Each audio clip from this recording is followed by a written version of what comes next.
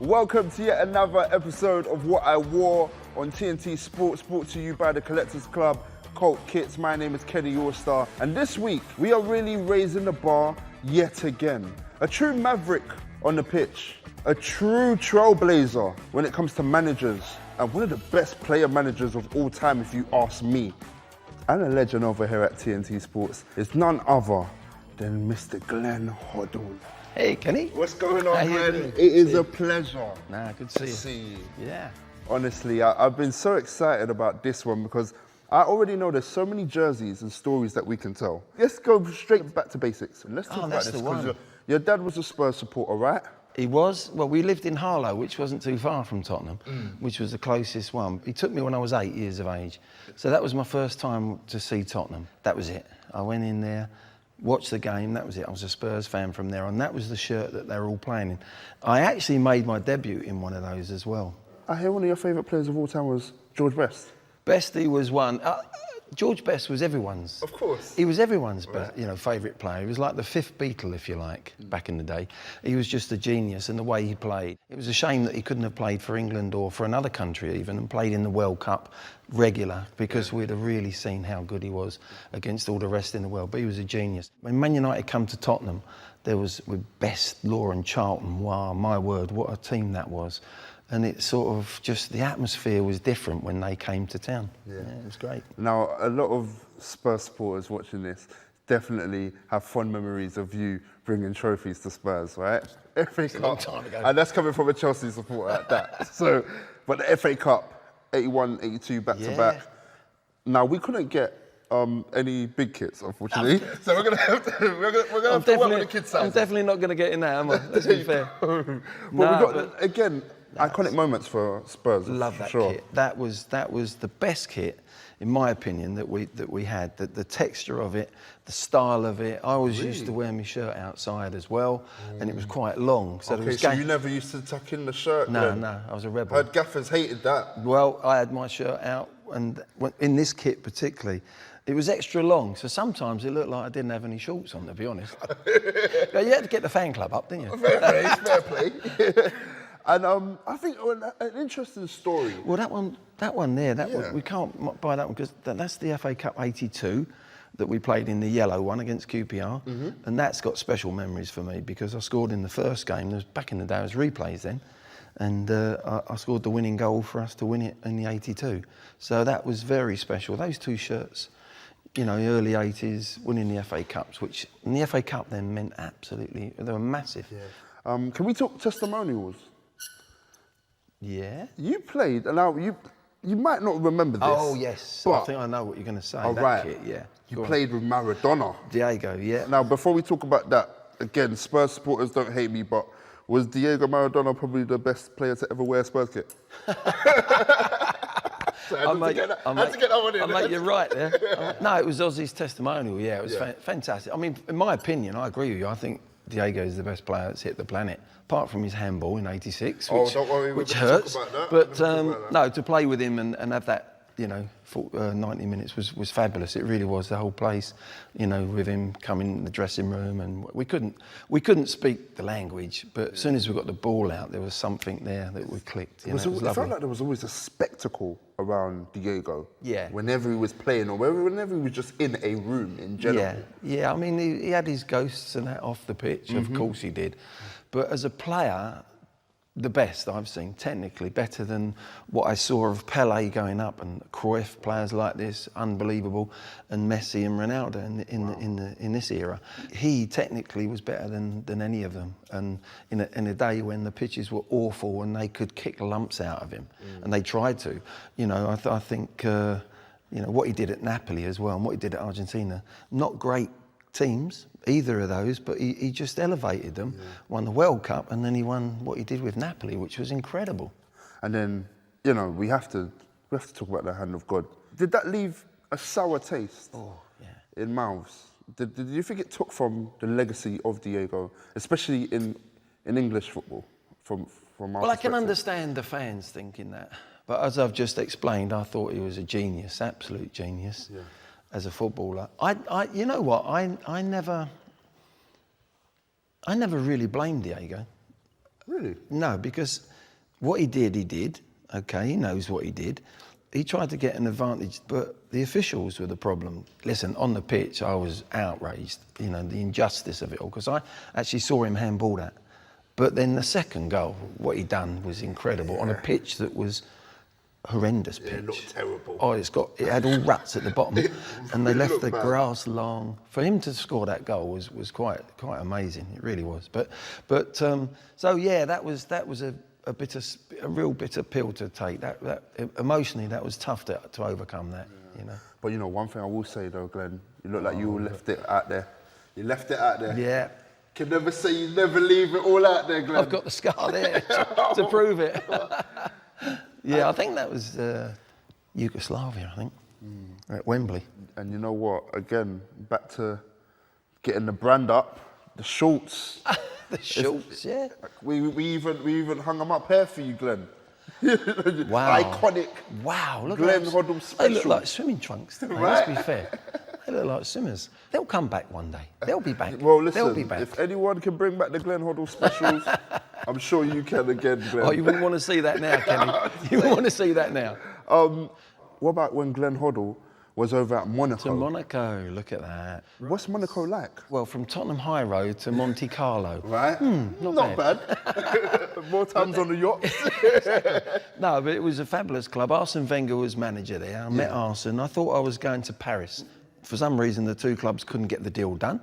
And in the end, my agent said, 3 weeks went by. He said, we're going to go and talk to Arsene Wenger. So I go out to Monte Carlo, met Arsene. And within 10 minutes of meeting Arsene, I knew I was going to sign for him. Really? Yeah. It was just like the What sold you on that? We just gelled. I don't know. There was sometimes in life, Kenny, you just gel with people. Naturally. You know. But then it was tough wearing red and white after being a Spurs player. I bet. But no, joking apart, it was great. And I really, really look back with fond memories. And we won the league the first year. There was something we didn't quite do at Tottenham. So individually, it was lovely to actually go and win the league with Arsene and have my eyes open to a certain degree, the way they approached the game. It was totally different. What I wanted as a player, and some of the players that they've brought through at Monaco, when you think about it, Thierry, there's a list, Berbatov, there's so many players that have played for Monaco actually on their route. Mbappe, and the way they run that club has always been top quality. What was the biggest kind of culture shock in going over to France? I think when not many people went abroad back in the day. Exactly. But I knew that my style of play suited playing abroad more than the English way. Now maybe it's different, but we didn't used to play like we did now. The ball was in the air a lot, and the rules were different, obviously, in this country, and it was more physical. So to go abroad and play was always a challenge for me. So I loved it. It was something inside me knew I had to go and play abroad and have that experience. And Arsene was explaining straight away, you're playing in the number 10 position. In England back then, we didn't have a number 10 position, to be honest. It was all 4-4-2 mostly. I think I had one season, the last season at Tottenham, where I played in a 10 just behind Clive Allen. But over there, it was the most important position. Yeah. Not only was there a position for the number 10, but it was, now we see lots of number 10s, don't we? Exactly. But that was fond memories of playing in the European Cup and doing all the things we did at Monaco, working with Arsene. Brilliant. Great times. And really tough to live in Monte Carlo, I've got to say, Kenny. Oh, really? One of my favourite parts of the show, Winner Stays On. Again, you know the concept of Winner Stays On. I hold up 2 jerseys and you got to pick who stays on. So we're going to talk Ledley King or Tony Adams. Oh, that's cruel. That is so hard. I've got to pick one. Unfortunately, you do. I'm going to have to pick Ledley. Okay, why Ledley? He played in the centre of midfield in the Euros and showed how good he was playing in the centre of midfield. So he was so adaptable. He was a good defender, like Tony was, first-class defender. Ledley had a bit more on the ball, left and right foot. What a tackle! They talk about great goals. That is a great challenge. I love playing with a back 3. Ledley would have been perfect. Oh my goodness. You ready for this one? Oh dear, look, the old Chelsea one. Yeah, look. exactly. You ready for this one? Of course, yeah. Rude Hullet. You're cruel. You're getting crueler, actually. Gazza was fantastic, wasn't he? He's a wonderful player. Rudy, we got him at the end of his career, so it's difficult for when he was in his heyday. Well, he was still a baller near He the was end still a of baller. his I career, love that yeah. word, baller. I feel young when I said that, baller. You're Still with a Kenny baller. All-Star, you know how it goes. But Gaz's a special player as well. I was very sad I couldn't take Gaza to the World Cup. I'm going to have to go Rude. Okay. It's a tough one, that. He was like an 18-year-old playing against 15-year-olds. Wow. He was that far above them in the way he read the game and the way he played it. So, you know, that's what I can say about Rude, how he read the game as well at that end of his career and the talent that he had. And, yeah, and he's a great lad. I'm going to do one more, okay. What's going on now? Oh, what's this? Southampton. Southampton. That's a big shirt. All right. You ready? Oh, that's going to be Shearer. Oh, of course. That's going to be Shearer. And who's this going to be? Shearer. He played for Southampton. That's actually Oh, not it is. Matt. Oh, it is. Tiz was one of the greatest players that played in the Premier League to go and watch what he did. I loved watching him. I tried to buy him when I was at Chelsea. Oh, did you? Yes, I did. We tried to buy him. So, and we played him for England. But the problem with England, he didn't play so many times in England. People ask me that. Why did Tiz not play and get as many chances as... And I got one answer, Paul Scholes. I wouldn't pay money to go and watch Shearer. I would, Tiz, but no, Shearer. I'll go Shearer because of his end product with the goals. I mean, what a striker he was. I made him captain for England because, you know, I think in international football you've got to have that respect from everyone in the world, referees and stuff. Shearer was well known all around the world, but what a goal scorer. Alan Shearer, the real McCoy, for sure. Having Tuchel as manager, I think it's almost like if you've got a racehorse, you've got the best jockey on there. We ended up on live Top of the Pops. So many million watching us. That night, you know, when that whistle went in the end, what a feeling that was. Did you have a stylist back then? Did I have a stylist back then?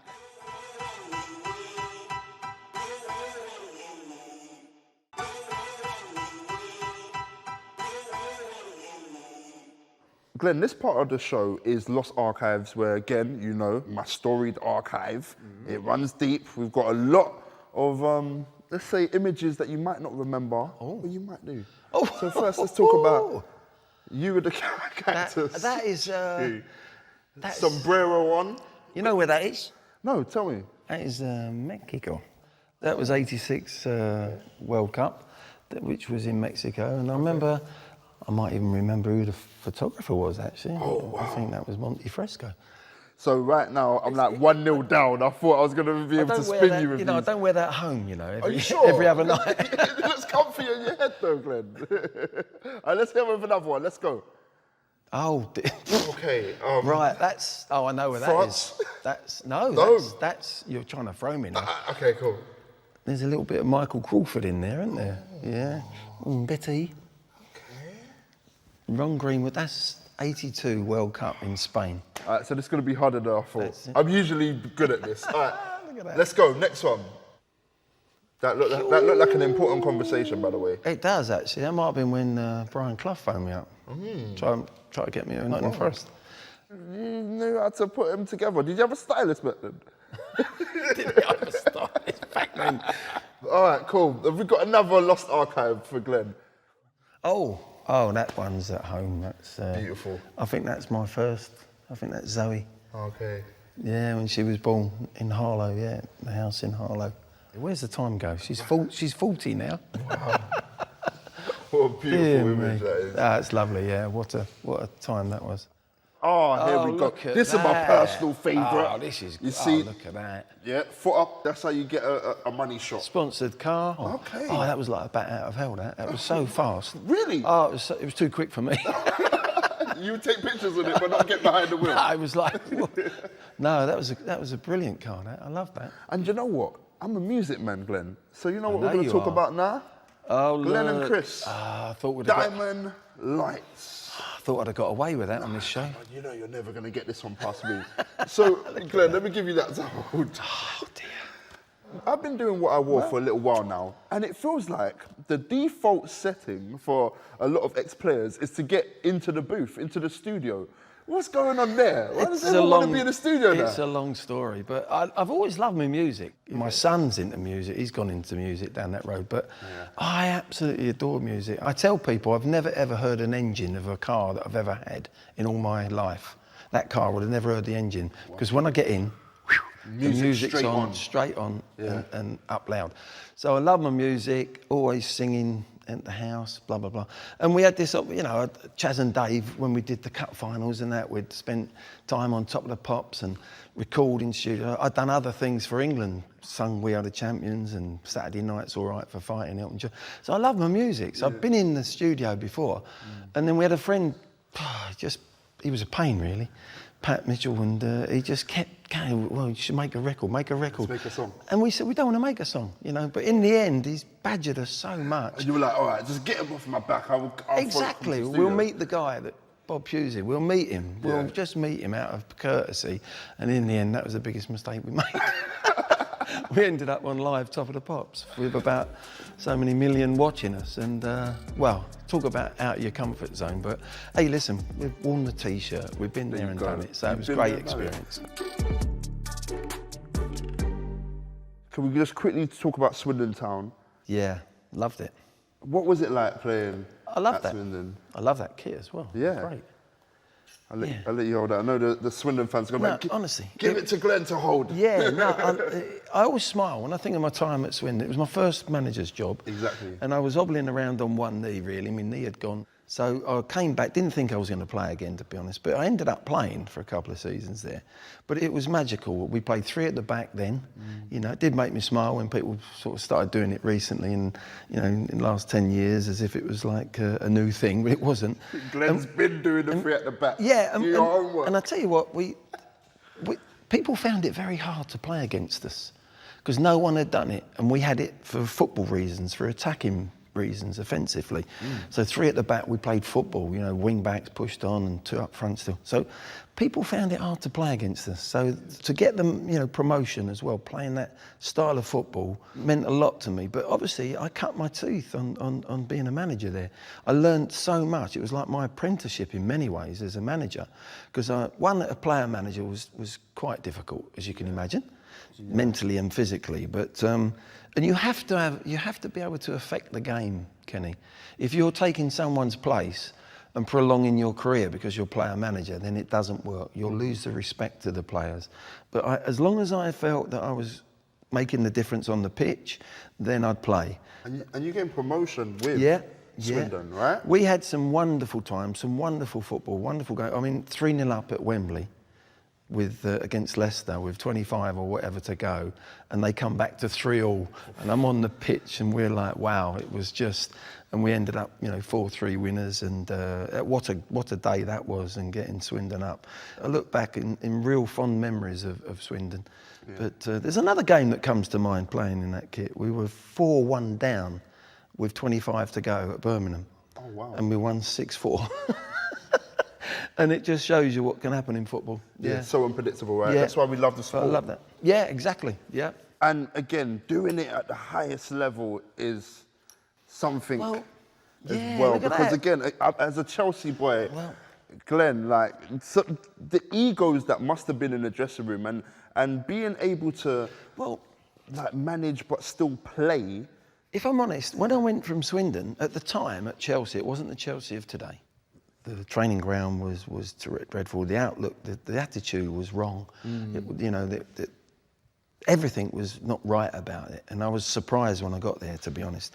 But it was hard work. And I'm expecting, going from Swindon, I'm thinking, well, one thing I'll have to be able to do, Kenny, is hang my boots up, you know.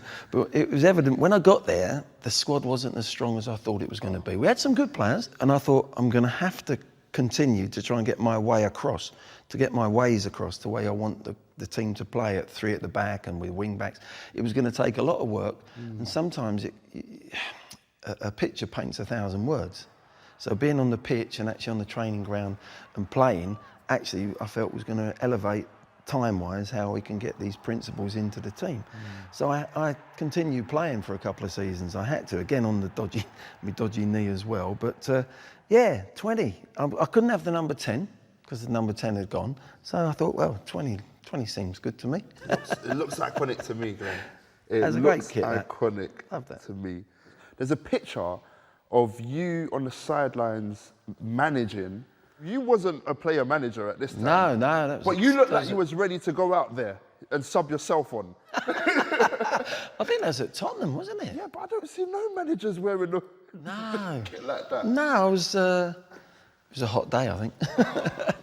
What the manager wears when managing a game, does that have any ability to enhance the mentality of the players playing? You'll find that coaches, certainly me, but I think coaches when they're young, when they're in their first jobs, then they stay in tracksuits and they stay in kits and they stay like that. I think as they evolve and they get more experience, then they go to the suit or they might go to something a little bit more. Nowadays, it's completely different because it's so casual, isn't it? Literally. You know, you could be, the gear that some of the guys wear, you're going straight to the nightclub after the game. Literally, you never see a suit and tie no more. No, very rarely, do you? Right. Very rarely, but it's a very individual thing. But I think as you get older, as you get more experience, you go more for the, traditional side of things. And I just want to give you this to hold, Glenn. Fondest memory Angleterre. as an England manager. Yeah, that was brilliant. Yeah.